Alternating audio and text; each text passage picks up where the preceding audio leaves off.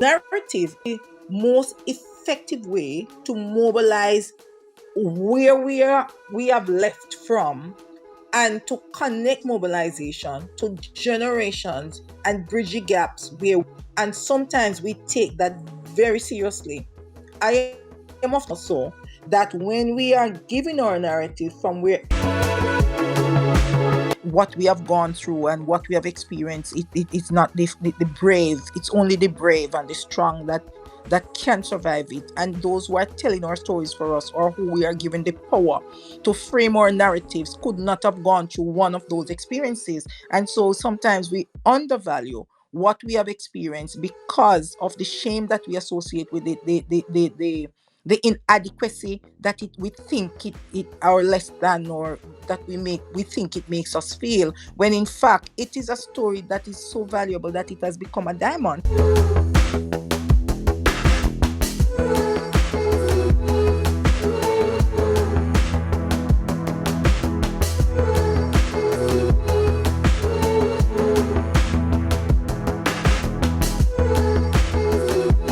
In the past, the present, and the future together. This is extremely important for the diaspora because those who come behind us must be faithful.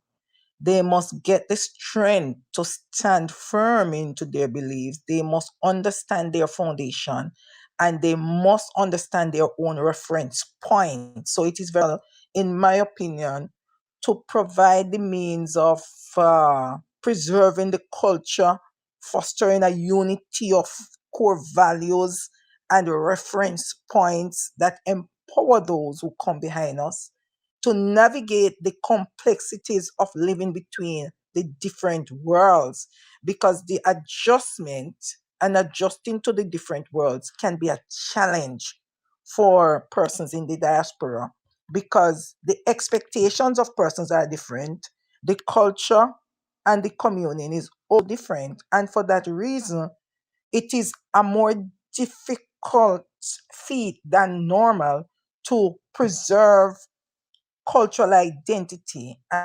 And so the stories, the narratives that we weave from our own experiences and how we come together with the wide cross section, especially of the African world, is very, very important because we have to keep our culture alive, especially when we are far from home.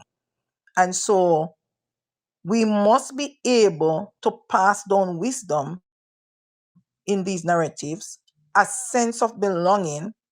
We must understand our divine and sacred responsibility to empower and make our own remain resilient through the story as they adjust, as they become flexible, and as they make sense of shared trauma.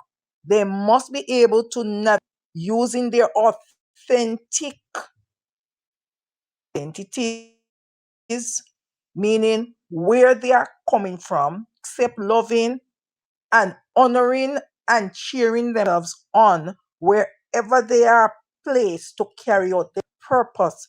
Because where we are born are not necessarily God intends us to be rooted. So He sends us all parts of the world because of our skills and our capabilities to do the work that He has appointed us and established us to do. And we have to understand that the narrative is the most effective way to mobilize where we have left from and to connect mobilization to generations and bridge the gaps where and sometimes we take that very seriously. I am often so that when we are giving our narrative from wherever we are, that the stories must be told truthfully and they must be told by those who have experienced it than others. The authentic be at the forefront. We must represent our own experience and we must share our own perspective. And if we allow someone else to do it, must be that we heavily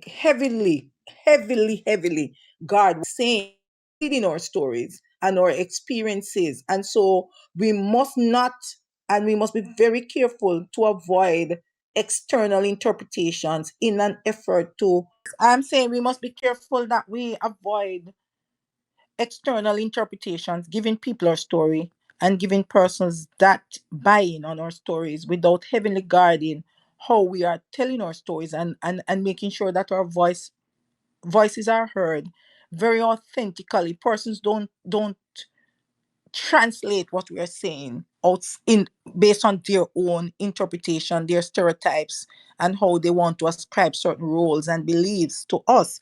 We must be very vigilant about that, and we must be able to recognize and celebrate our stories, the good and the bad stories, without presenting it in a monolithic way. Because sometimes we want our stories to be represented, and we have to be guarded, because sometimes how we interpret our experiences in our small space, and how we think the lessons that we think we have learned, or we should not have learned, and the blame and the grief and the trauma that we carry it as a heavy burden instead of a light that must light our path, and make us so resilient that we nothing can shake the foundations that we have, or we have framed for ourselves. We want to be seen as victims when in fact we are victors, because what we have gone through and what we have experienced, it's not the brave, it's only the brave and the strong that can survive it. And those who are telling our stories for us, or who we are giving the power